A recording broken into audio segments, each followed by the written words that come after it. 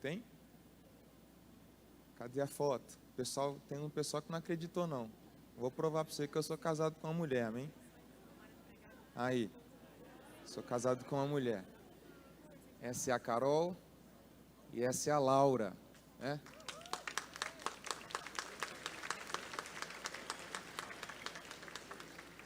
Dezembro passado nós completamos 10 anos de casado. Aí você vai perceber que não tem como, não precisa nem fazer DNA, né? Porque o nariz é meu, nela. Mas o cabelo Deus pôs a mão, falou assim, não, o cabelo vai ser da mãe. Elas devem estar assistindo lá, então que vocês possam interceder pela minha família, pela minha casa. Você encontrou o texto? Diga amém. O texto diz assim, a palavra do Senhor que veio a Jeremias dizendo, levanta-te e desce à casa do oleiro e lá te farei ouvir as minhas palavras. E desci à casa do oleiro e eis que ele estava fazendo a sua obra sobre as rodas. Como o vaso que ele fazia de barro se quebrou na mão do oleiro, tornou a fazer dele outro vaso, conforme o que bem pareceu aos seus olhos fazer. Então veio a mim a palavra do Senhor dizendo, não poderei eu fazer de vós, como fez este oleiro, ó casa de Israel?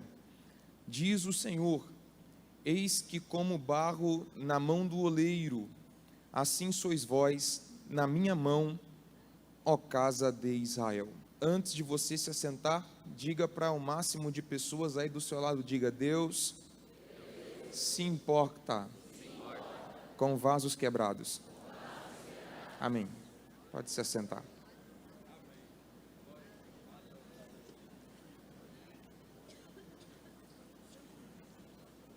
Como é que é o nome do moço que vai me acompanhar aqui? Você é solteiro, filhão? É? Geralmente quem faz fundo quando eu prego assim, desencalha. Você crê? Esse é o seu ano, amém? De vez em quando você dá um glória a Deus para eu saber que você está aí e não foi embora, amém? Os profetas literários, eles poderiam ser divididos em pelo menos 3 grupos. Quantos grupos? Quantos grupos? 3. Aqueles que profetizaram antes do cativeiro, aqueles que profetizaram durante o cativeiro e aqueles que profetizaram depois do cativeiro. O profeta Jeremias é um destes profetas que foi levantado por Deus para profetizar antes do cativeiro. Eu acho muito interessante a história do profeta Jeremias, porque Jeremias fazia parte de uma família sacerdotal. Logo, fazendo parte de uma família sacerdotal, ele havia nascido, criado, instruído para ser futuramente sacerdote. Então o plano humano, terreno, paterno, familiar de Jeremias era evidentemente que ele fosse um sacerdote. Por quê? Porque quem nascia numa família sacerdotal logo seguiria o ofício de sacerdote. E o que eu acho mais interessante no meio da história de Jeremias é que ele nasceu para ser sacerdote. O seu pai havia projetado para que ele fosse sacerdote. A terra havia projetado para que ele fosse sacerdote. Mas o que o pai de Jeremias não esperava é que Deus é especialista em intervir em histórias. Vou repetir. O que o pai de Jeremias não esperava é que Deus é especialista em intervir em histórias. Então Jeremias, ele cresceu para ser sacerdote, ele foi gerado para ser sacerdote, mas Deus apareceu e disse, Jeremias, você não vai ser sacerdote, você vai ser profeta. E é isso que eu acho lindo. Por quê? Porque nós não nascemos, vou repetir, nós não nascemos para ser aquilo que a terra determinou que nós sejamos. Vou repetir, nós não nascemos para ser aquilo que a terra projetou para que sejamos. Nós nascemos para ser aquilo que os céus projetaram para que nós sejamos. Vou repetir isso para você melhorar o seu glória. Você não nasceu para ser o que o teu pai quer que você seja. Você não nasceu para ser o que a tua mãe quer que você seja. Você não nasceu para ser o que a tua família faculdade determinou que você seja. Você nasceu para ser aquilo que Deus determinou que você seja. O que vai prevalecer na tua vida não é a tua vontade. O que vai prevalecer na tua vida não é o teu querer. O que vai prevalecer na tua história é a vontade eterna e soberana de Deus. Então, o que eu acho interessante na vida de Jeremias, logo nesse início, é que ele nasce para ser uma coisa, mas Deus o faz ser outra. Tem alguém acordado do seu lado? Diga para ele: você vai ser aquilo que Deus te projetou para ser. Aleluia ou não aleluia? Quando você olha para a chamada de Jeremias, que acontece no capítulo 1, eu gostaria de fazer algumas observações a respeito da chamada de Jeremias, que tem muito a ver conosco, que tem muito a ver com essa juventude, que tem tudo a ver com aqueles que estão envolvidos nesse congresso. Quando você olha para a chamada de Jeremias, que inicia no capítulo 1, a partir do versículo 5, nós temos ali algumas lições importantíssimas, e eu vou pontuar algumas a vocês, e já vou extrair algumas lições do capítulo 18, no texto que nós estamos apreciando. A primeira observação, a primeira coisa que me chama a atenção na chamada de Jeremias, está exatamente no capítulo 1, versículo 5. Olha só o que está dizendo. É Deus dizendo a Jeremias: Jeremias, antes que eu te formasse no ventre te conheci, e antes que saísse da madre te santifiquei, e às nações te dei por profeta. O que Deus está tentando dizer para Jeremias? É muito simples, é que a escolha de Deus, ela é totalmente soberana. Você pode repetir comigo: a escolha de Deus é soberana. Pode ficar melhor, Madu, que a escolha de Deus é soberana. Então Deus olha para Jeremias e diz: Jeremias, antes de você me escolher, eu já tinha te escolhido. Antes de você me aceitar, eu já tinha te aceitado. Antes de você me amar, eu já tinha te amado. Eu vou repetir para ver se você aumenta o volume do teu glória. Jeremias, antes de você me escolher, eu já tinha te escolhido. Antes de você me aceitar, eu já tinha te aceitado. Antes de você me amar, eu já tinha te amado. Querido, quando você entrou naquela porta dentro, levantou as suas mãos dizendo: eu te aceito, Jesus, como Senhor e Salvador da minha vida, Ele já estava aqui, de braços abertos, dizendo: eu já estava te esperando primeiro. Então a escolha de Deus, ela é soberana. Alguém me perguntou esses dias: pastor Grendene, quais são os critérios que Deus usa para escolher alguém? A gente jamais vai entender, a gente jamais vai conseguir conceber. Por quê? Porque os critérios que Deus usa para escolher pessoas vão totalmente na contramão da lógica natural humana. Por quê, pastor? Porque o natural era para ser Rúben, o primogênito, mas Deus diz: eu quero José.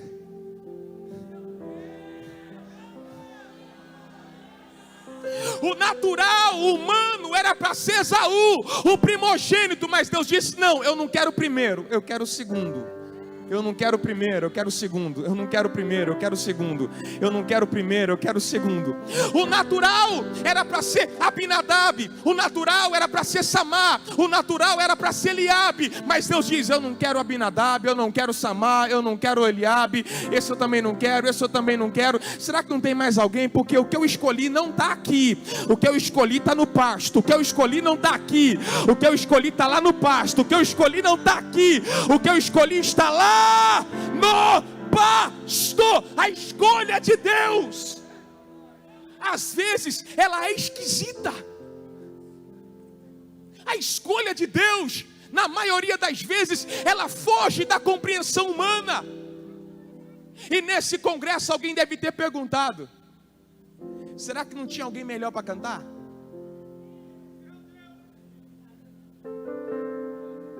Será que não tinha ninguém melhor para pregar? Será que não tinha ninguém melhor para tocar? Será que não tinha gente melhor para liderar? Será que não tinha ninguém melhor para reger? Será que não tinha alguém mais capacitado? Será que não tinha alguém com mais unção? Será que não tinha alguém com mais graça? Será que não tinha alguém? Será que não tinha alguém? Será que não tinha alguém? Claro que tinha, irmão. Mas isso não tem nada a ver comigo.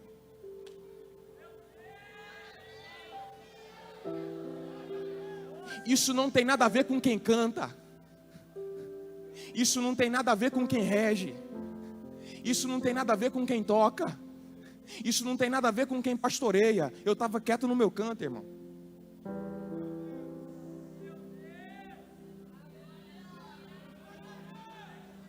Eu não pedi ministério para Deus. Eu queria ser advogado. E eu fiz de tudo para ser advogado. Mas Deus foi atrás de mim. Ele disse: você já passou no vestibular, já está com um boleto da matrícula na mão, mas não faça. Por quê? Porque você vai viver para mim.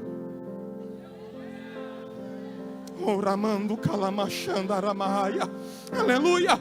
E eu relutando com Deus, trabalhando. Deus foi lá no meu trabalho e perguntou para mim: o que você está fazendo aqui? Eu disse: estou trabalhando. Eu já não te disse que eu quero você vivendo para mim, trabalhando para mim, vivendo para mim, trabalhando para mim, vivendo para mim, trabalhando para mim. Então aprenda, meu irmão, aprenda isso nessa noite, jovem. Aprenda isso. Você não pode ficar chateado, você não pode ficar grilado, como diz os goianos, com quem está pregando, com quem está cantando, com quem está liderando. Isso não tem nada a ver com a gente. A escolha não é de baixo para cima, a escolha é de cima para baixo, de cima para baixo, de cima para baixo. Diga para alguém do seu lado, vê se ele está com cara de crente pentecostal, ou vê se ele está com cara de gente que está enciumada, dizendo: eu não aceito, não gosto, não pode, não, esse não vai. Diga para ele: a escolha não tem nada a ver com a gente, irmão, não tem nada a ver com a gente. A escolha tem tudo a ver com Deus. Diga aí. Me ajude a pregar. A escolha não tem nada a ver com a terra, a escolha tem tudo a ver com o céu. É o céu quem escolhe, é o céu quem separa, é o céu quem vocaciona. É o céu. É o céu. Olha só o que Jesus diz aos discípulos: não foste vós quem me escolhestes, mas fui eu quem vos escolhi. Olha o que Paulo escreve aos Efésios: e ele mesmo deu apóstolos, profetas, evangelistas, pastores, doutores. Não é de baixo para cima, é de cima para baixo. Quem quiser gostar, que goste. Quem quiser aceitar, que aceite.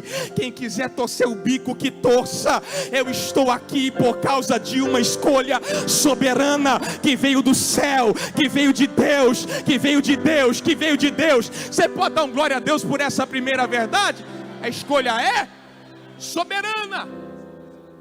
Então eu estou falando para a gente aqui que pelo critério humano você jamais estaria aqui.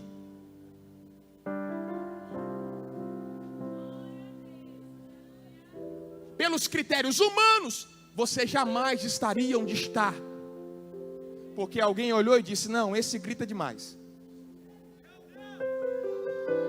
não, esse é calmo demais, não, esse tem graça demais, não, esse estudou demais, não gostei da cor dele, não gostei do jeito que ele dá a paz do Senhor, não gostei do jeito que ele anda, não gostei do jeito que ele rege. O problema é seu, irmão, aleluia. Vai falar com quem escolheu ele. Vou repetir até você dar glória. Fique bravo com Deus. Vai falar com o dono da obra, vai falar com quem escolheu.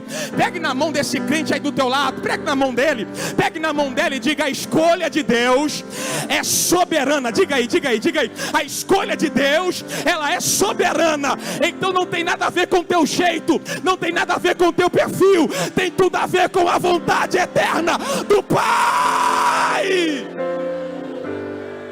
Oh, aleluia!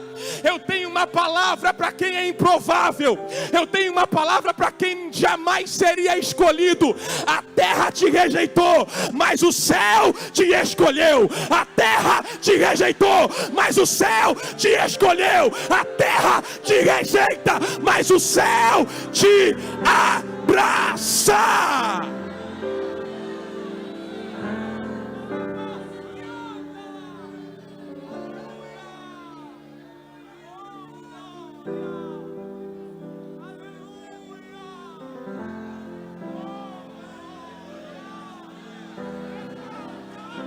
Sabe o que nós somos? Improváveis, mas escolhidos. Ninguém olharia para você, Deus olhou. Ninguém te abraçaria, Deus te abraçou. Ninguém andaria contigo, Deus decidiu andar. Você pode levantar suas mãos aos céus e dizer: Deus, muito obrigado por ter me escolhido. Diga isso: muito obrigado por ter me escolhido, muito obrigado por ter me separado, muito obrigado por ter me vocacionado. Muito obrigado, Deus, muito obrigado. Primeiro, a escolha de Deus é soberana. Segundo, versículos 6, 7 e 8, Deus está falando: Jeremias, eu te escolhi antes de você nascer. Eu já tinha um projeto. Eu já tinha um script todo programado para a tua vida. É você, Jeremias. Aí no versículo 6 e 7 e 8 ele vai dizer: Deus, deve ter tido um problema no sistema de escolha do céu. Por quê, meu filho? Porque eu não sei falar. Tem uma tradução que diz: eu sou jovem.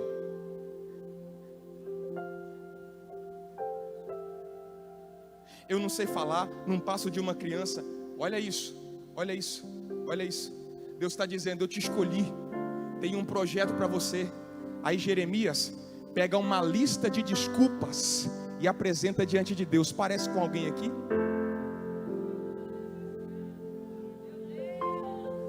Que Deus está falando com a gente: tem um projeto na tua vida. Eu tenho plano para você, rapaz.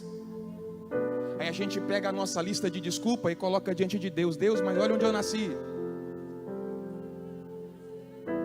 Olha o quanto eu ganho. Não tem ninguém crente na minha casa. Na minha família não tem nenhum pastor. Não é assim que a gente faz, sim ou não? Eu não tenho capacidade. Eu sou da favela, Deus. Minha mãe é faxineira. E a gente vai colocando as nossas listas de desculpas diante de Deus. E aqui eu aprendo a segunda lição. Prepara para dar um glória a Deus, um adulto.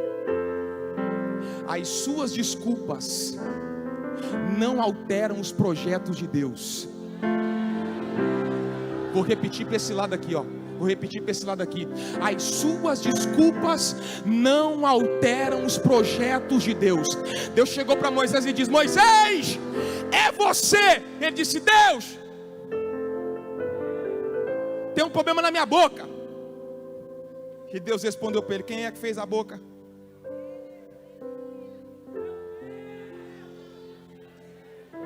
Deus chegou para Gideão e disse: homem valente e valoroso. Ele disse: eu sou menor. Jeremias olhou para Deus e deu uma lista de prerrogativas que não gabaritavam para que ele fosse de fato um homem escolhido para exercer o ofício de profeta. Mas olha o que Deus disse para ele: é tudo isso que você tem para falar? É onde você mora, é onde você congrega, é quanto você ganha, é a cor da tua pele, é o português que você não sabe falar, é os seus diplomas que você não tem. Então me dá tudo isso aqui. Coloca tudo aqui na minha mão, que eu vou te dar uma palavra agora. Porque tudo isso que você está colocando na minha mão, olha o que eu faço, Jeremias.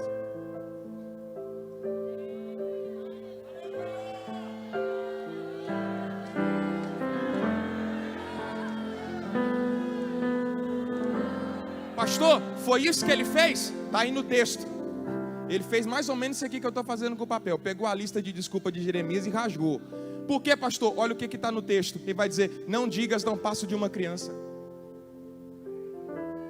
Ou seja, as tuas desculpas para mim não valem de nada. E tem mais: onde eu te enviar, você vai.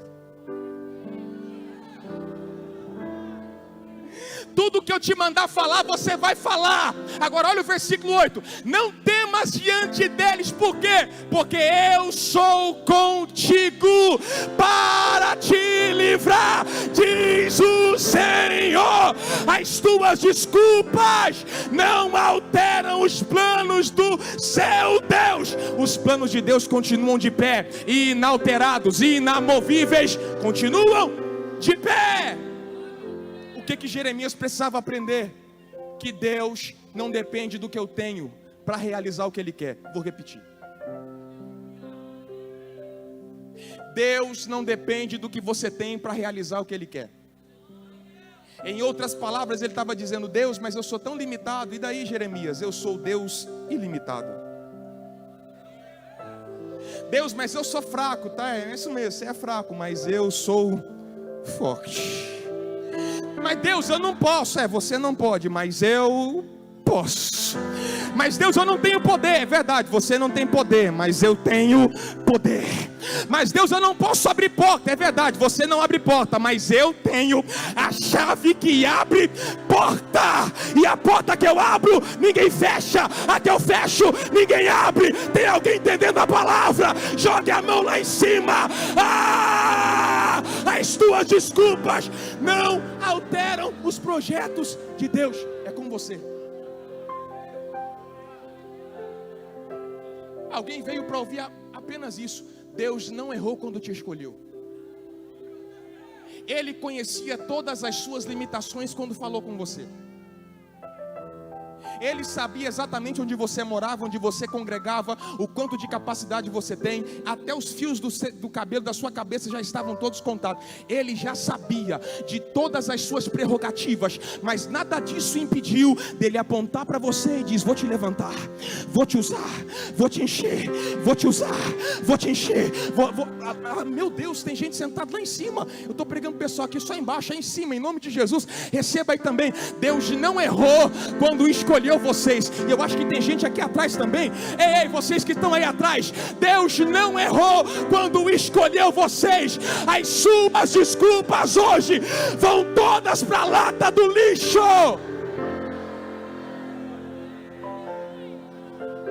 Terceiro. Você está comigo aí? Estou quase terminando, hein? Versículo 12. Então, primeiro, a escolha de Deus é soberana. As minhas desculpas não alteram os planos de Deus. Terceiro, versículo 11 e 12. Deus dá uma visão para Jeremias, pergunta o que ele vê, e ele responde: eu vi uma vara de amendoeira. Ele vai responder: você viu bem, porque eu velo pela minha palavra para cumprir. Pastor Kesley, é isso que eu acho lindo em Deus. Por quê? Porque além da escolha de Deus ser soberana, além das nossas desculpas não alterarem os projetos de Deus, aquilo que Deus fala, Ele cumpre. Quando Deus diz para Jeremias: Jeremias, eu velo pela minha palavra para cumprir, Ele está tentando dizer para Jeremias: Jeremias, quando eu libero uma palavra, não existe imprevistos. Quando eu libero uma palavra, não existe impossibilidades. Quando eu libero uma palavra, não existe impedimentos. Eu estou falando para uma juventude que tem promessa de Deus. 3 pessoas. Eu estou falando para uma juventude que tem promessa de Deus. Tem? Então aprenda uma coisa. Você está me ouvindo? Diga amém. Anote isso para você nunca mais esquecer. Toda a grande promessa, na maioria das vezes, sempre vem acompanhada de uma impossibilidade. Repitam comigo: toda promessa sempre vem acompanhada de uma impossibilidade. Deus fala com Abraão: Abraão, vou fazer de ti uma grande nação. Qual é a impossibilidade dessa palavra? Sara era estéril. Deus fala com Isaac: Isaac, a promessa do teu pai está sobre a tua vida. Qual é a impossibilidade dessa promessa? Rebeca também era estéril. Deus fala com Jacó: Jacó, a promessa do teu avô e do teu pai estão sobre você. E qual a impossibilidade na vida de Jacó? Raquel também era estéril. 3 grandes promessas, 3 grandes impossibilidades. Só que a Sara, que era estéril, gerou.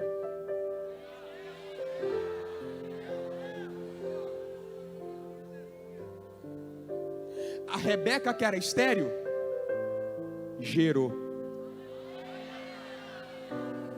A Raquel, que também era estéril, gerou.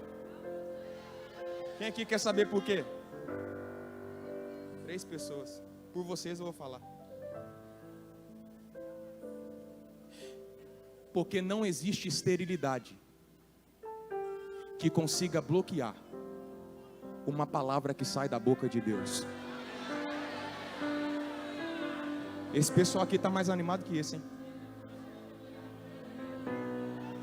Não existe esterilidade que consiga bloquear uma palavra que sai da boca de Deus. Presta atenção nisso aqui, jovem. Quando Deus libera uma palavra sobre a tua vida, não é apenas para te fazer chorar, com um emocionalismo. Não, vou fazer uma pegadinha, depois eu chego lá e falo: era mentira.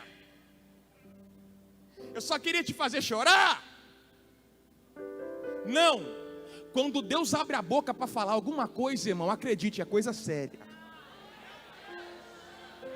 Quando Deus abre a boca para falar, meu irmão, Isaías vai usar uma figura de linguagem, dizendo: assim como a chuva cai do céu e não volta para lá sem realizar o seu propósito, assim será a palavra que sair da boca de Deus. Ela não voltará vazia, ela prosperará para aquilo que Deus a enviou. Tem alguém debaixo de uma promessa aqui? Quantas vezes eu ouvi quando eu era criança, Deus usando pessoas, Deus usando profetas. Quantas vezes eu ainda criança, correndo no corredor da igreja, Deus usava a gente para falar: cuida dessa criança, porque Deus tem um projeto lindo. Cuida desse menino, porque Deus tem algo glorioso. Cuida desse menino. E eu fui crescendo, sendo nutrido pelas palavras de Deus. Só que eu morava em Colômbia, interior do estado de São Paulo. Quantas vezes eu ouvi Deus dizendo: eu vou te levantar nesse Brasil, vou te levar em lugares que você jamais imaginou. E eu olhava para a minha realidade e dizia: Deus, é impossível, porque aqui em Colômbia não passa nem ônibus, que dirá avião, o que dirá sair daqui para conhecer outro estado, outro país. Mas eu estou aqui como prova cabal de que Deus ainda cumpre com todas as suas promessas. Nenhuma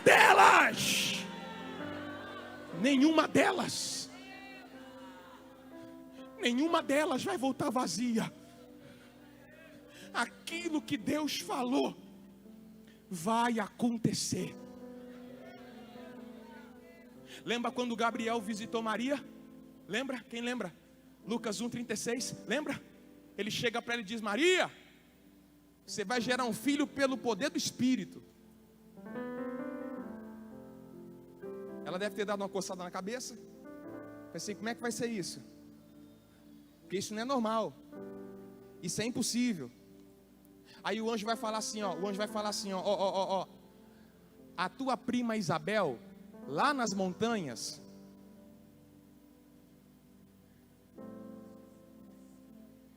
já está grávida, com idade avançada, e ela era estéril.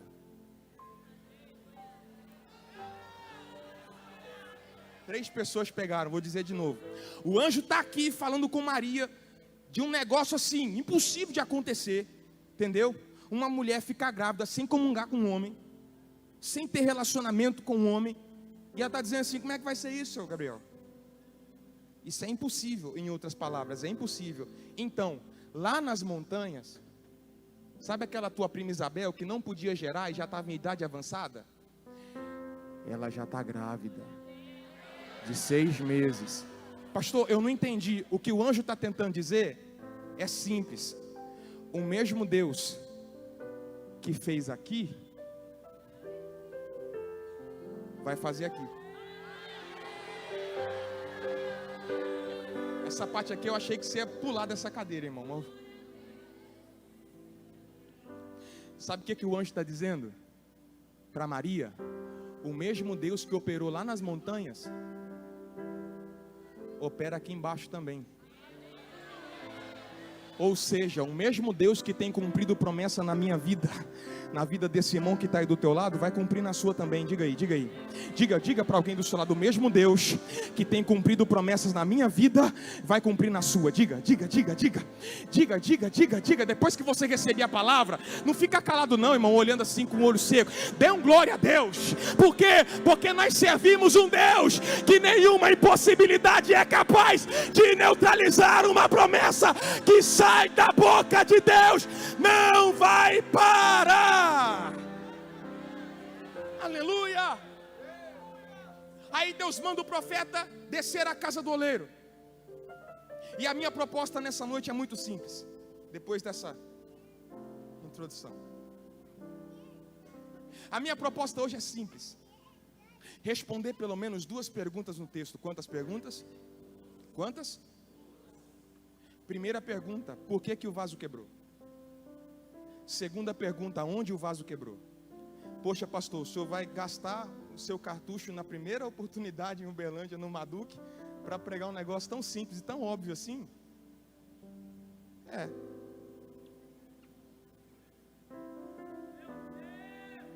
O senhor queria que eu fizesse uma mágica?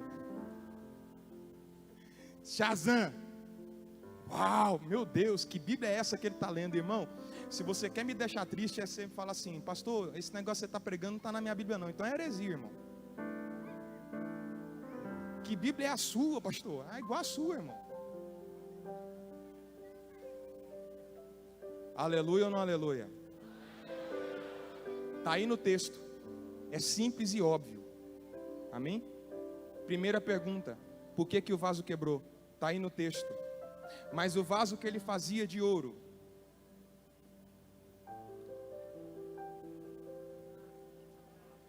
mas o vaso que ele fazia de prata,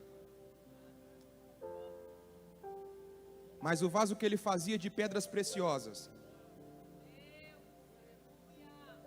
mas o vaso que ele fazia de aço, mas o vaso que ele fazia de alumínio, mas o vaso que ele fazia de...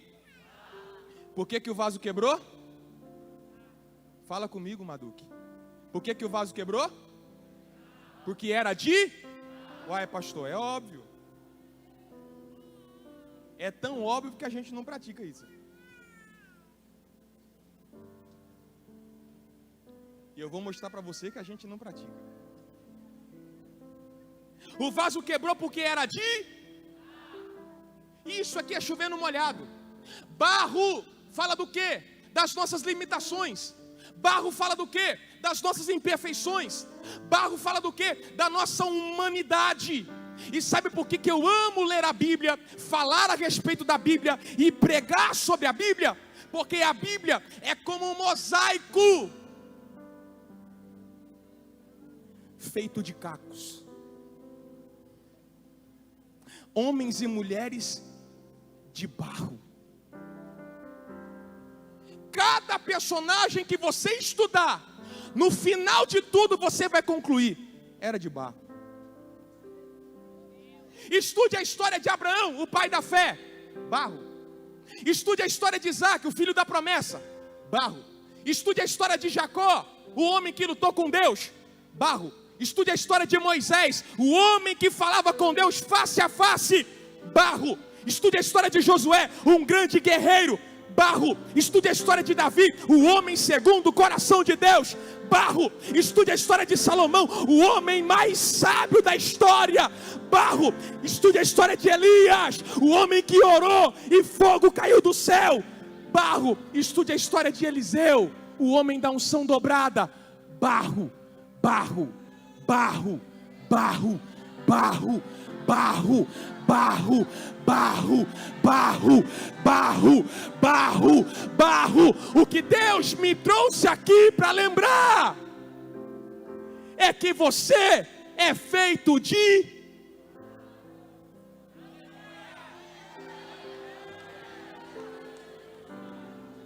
Pastor Grendene, e qual é o problema? Qual é o problema disso? É que muitos começam como barro, mas no meio do caminho se esquecem da matéria que foram feitas. Está comigo aí? Eu estou terminando, hein? Está comigo aí? Muitos começam como barro, mas no meio do caminho se esquecem da matéria que foram feitas. Quando não tinha dinheiro, barro. Andava até emborcado assim.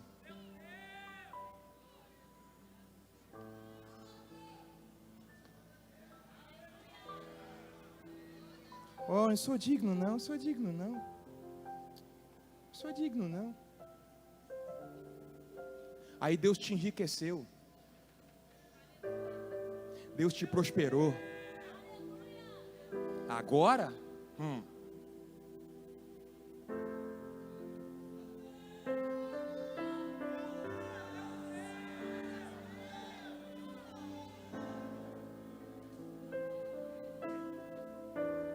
entra na igreja como se fosse Jeová Júnior.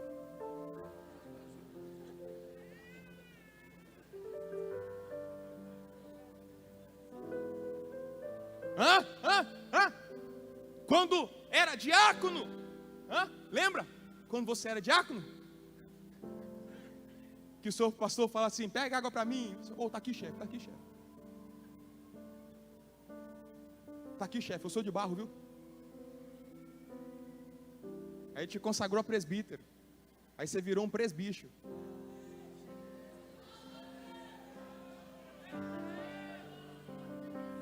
Filho, pega água lá para mim. Não, agora eu não posso.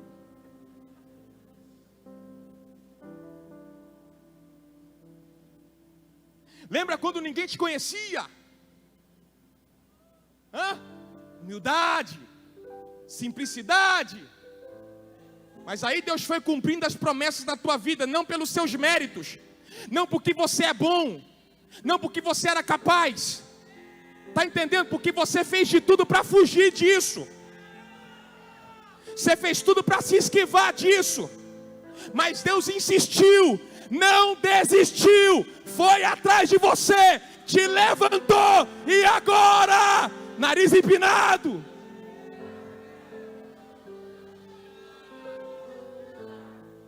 Queridos, eu estou pregando num dos maiores congressos do Brasil. Eu acompanhava vocês pela internet e ficava olhando e dizendo assim: uau, como deve ser pregar no Maduque. Deve ser massa, deve ser extraordinário. Só que depois que eu descer desse púlpito, eu já disse para Deus, disse: Deus, depois do Maduque, não deixa eu esquecer que eu sou de barro não.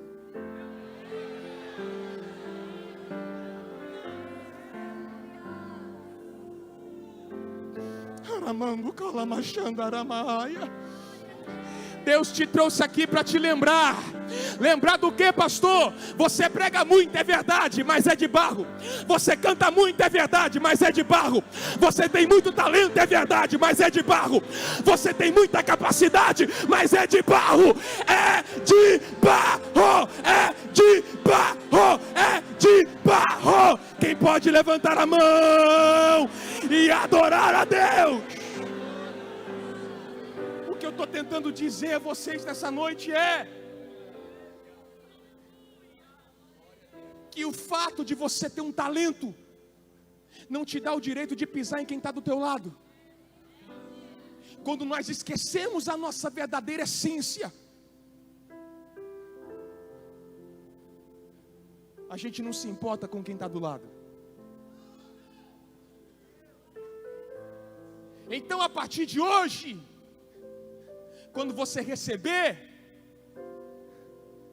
a mensagem de alguém que fracassou, que tropeçou, ao invés de dizer, bem feito,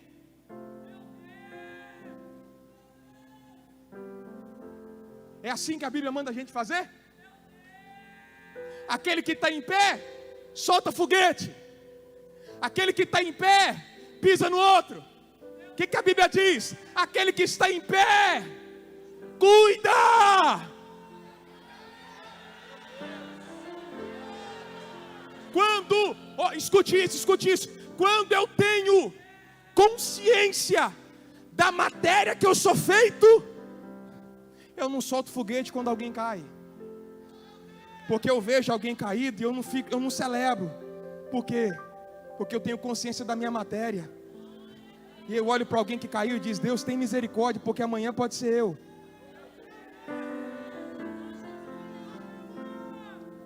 Mas quando nós nos esquecemos da nossa matéria, pouco importa, irmão. Pouco importa se você está bem. Pouco importa se você está caído ou está de pé. Pouco importa se você chegou aqui inteiro ou quebrado. Pouco importa. Por quê? Porque eu sou diferente. É diferente coisa nenhuma. Você é feito da mesma matéria que esse irmão que está aí do seu lado é feita. O mesmo barro que você foi feito, ele foi feito também. É simples, pastor, mas é prático, para a gente levar para a vida. Saia desse congresso jamais se esquecendo, eu sou feito de barro. Eu sou feito de barro. Eu sou feito de barro. Essa é a primeira pergunta. Segunda pergunta e eu encerro. Pastor Grendene, onde o vaso se quebrou? Está aí no versículo 4. Mas o vaso que era de barro se quebrou na mão de outro vaso. Sim ou não? Não? Deve ter dado um problema aqui na minha versão. O vaso não quebrou na mão de outro vaso não, irmão? Então diga assim comigo, ufa. Ufa. Graças a Deus, né, irmão? Que o vaso não quebrou na mão do outro vaso. Graças a Deus que o vaso quebrou na mão do especialista.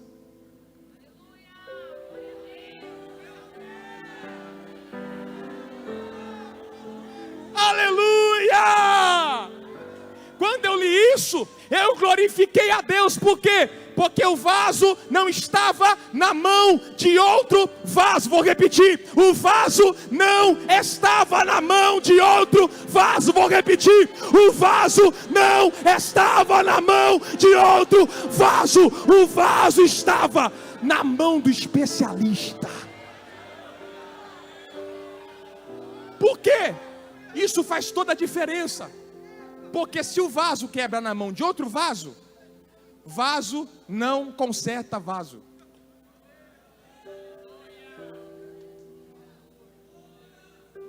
Vaso não conserta vaso. Eu nunca fui numa olaria. Não sei separar o material adequado para trabalhar. Se colocarem um material, eu não sei trabalhar, não sei nem o nome do negócio. Então, se um vaso quebrar na mão do Grendene, irmão, eu vou olhar e falar assim, eu não sei fazer nada com isso aqui não, jogar fora.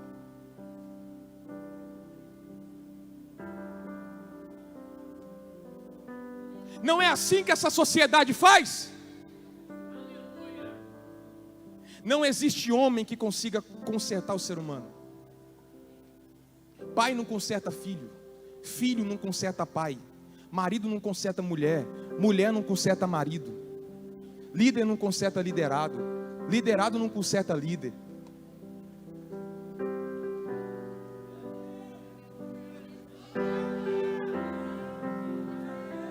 Quando você vê alguém dizer esse aí, nunca mais, é um vaso falando do outro vaso. Quando você vê alguém dizer, ó, esse aí não prega nunca mais, é um vaso falando do outro vaso. Quando você vê alguém falar assim, esse aí não levanta nunca mais, é um vaso falando do outro vaso.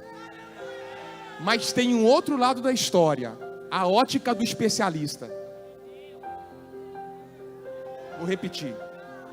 Mas aí tem um outro lado, na ótica do especialista. Jeremias está olhando, está dizendo, o que ele vai fazer? O que ele vai fazer? Será que ele vai jogar fora? Será que ele vai jogar fora? Não tem como fazer mais nada com isso não. Isso aí virou só um bagaço. Isso aí virou só um caco. Rapaz, olha que está tudo moído. Na hora que estava prontinho, na hora de dar o checkmate, um negócio de buiô na mão dele. Meu Deus, vai jogar no lixo, vai jogar no lixo, vai jogar no lixo. Aí o oleiro começa a amassar.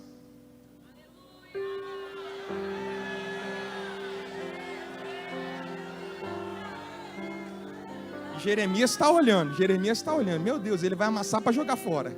Ele vai, meu Deus, que oleiro é esse? Ele vai moer mais agora, o trem já estava quebrado, agora ele vai moer. Aí ele vai jogando água.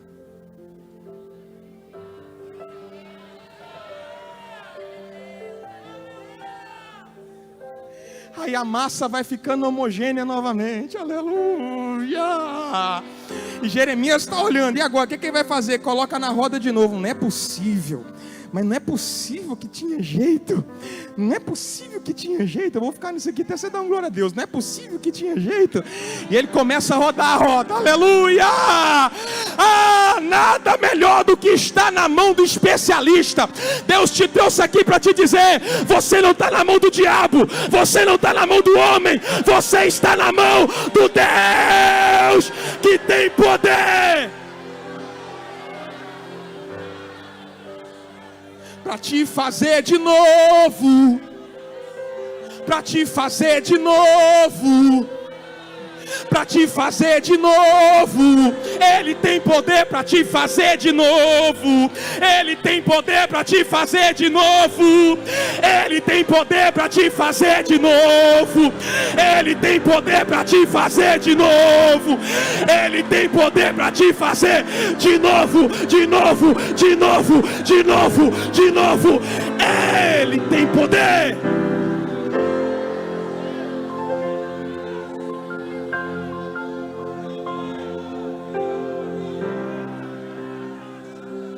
Remando calamaia.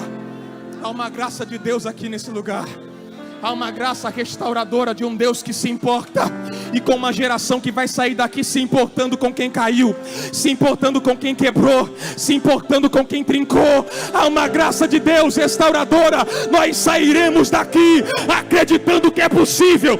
É possível, é possível, é possível, é possível.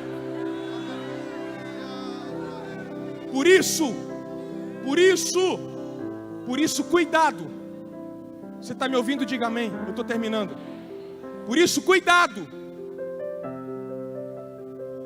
para você não sentenciar uma pessoa cuja obra Deus ainda não terminou.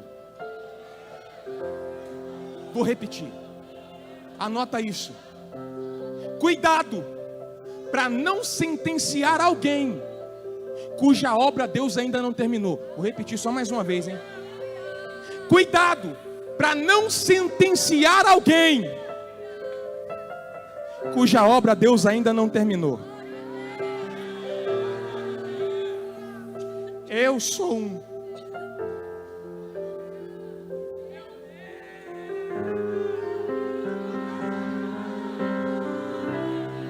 Que alguém olhou para minha mãe e disse: ele vai ser um trombadinha. Ele vai parar na cadeia, nunca mais prega, nunca mais volta para a igreja. Mas eu louvo a Deus pela minha mãe. E eu louvo a Deus porque na minha igreja tinha gente que se importava. E dizia: não, ele vai voltar, ele vai voltar, ele vai voltar, ele vai voltar, ele vai voltar.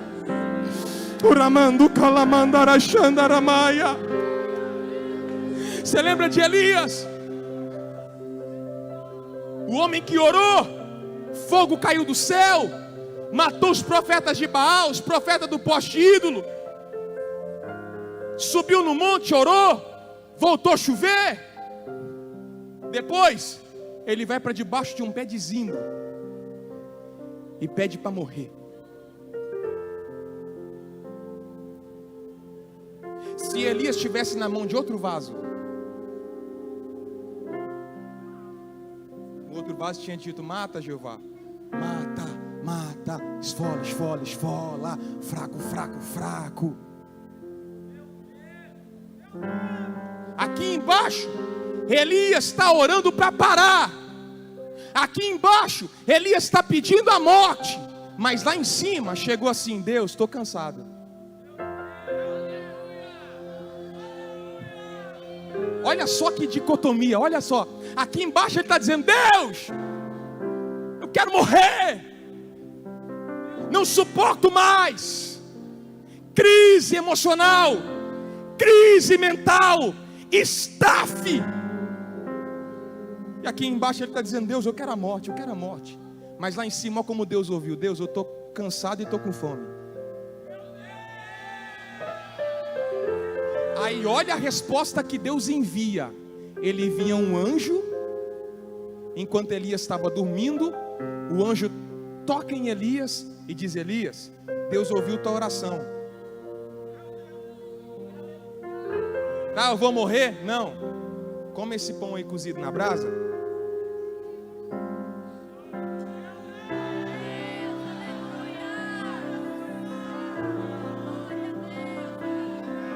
Aí ele comeu o pão cozido na brasa e voltou a dormir, e o anjo esperando.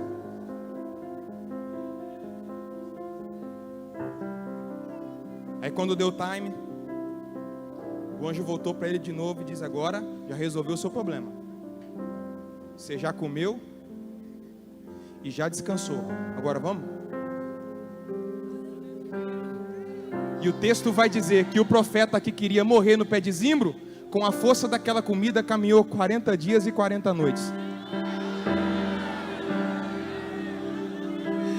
Tem alguém acordado aí? Diga para ele, a tua história, diga aí, pega na mão dele, diga: a tua história não vai terminar debaixo de um pé de zimbro.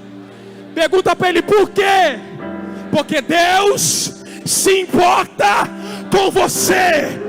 Ele vai atrás de você. Ele não vai deixar você parar. Ele te renova hoje. Ele te enche hoje. Ele te toca hoje. Ele te restaura hoje. Ele não desiste de você.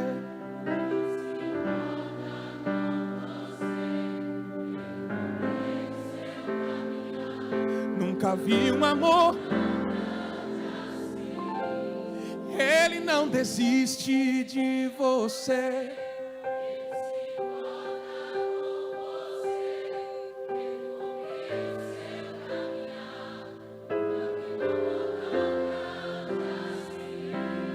Ele não desiste.